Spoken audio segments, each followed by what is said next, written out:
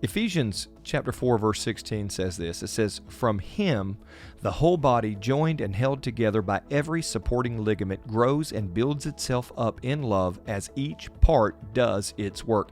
Listen, if you are a believer, if you name the name of Christ, it is God's will that you engage in God's work. God's service and his expectation for service is very important to the body and also to the world that is perishing for lack of knowledge of Jesus Christ, lack of understanding and hearing the gospel. I want to share with you for just a few minutes 5 facts about missional engagement, or 5 facts about serving. Number 1, every member is called to be a minister. That is just the truth. God has said every joint supplies, and if you're not ministering, if you're not serving, then the body is being neglected by you to a degree.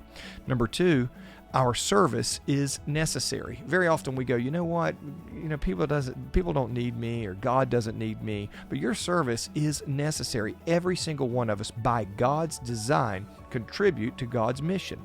Number 3, if you are not serving, we are not thriving.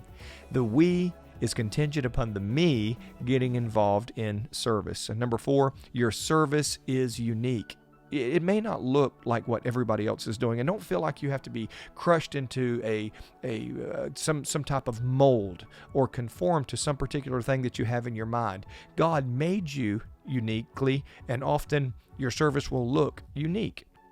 Number 5, service is a stewardship. We will all give an account of our stewardship, of our serving to Him, because God has entrusted us with gifts, very often powerful gifts, that we can either use on ourselves for our self-promotion, or we can use it for the advancement of the kingdom. I want to encourage you to be a good servant of the gifts that God has placed in you today. Please connect somewhere and begin to serve.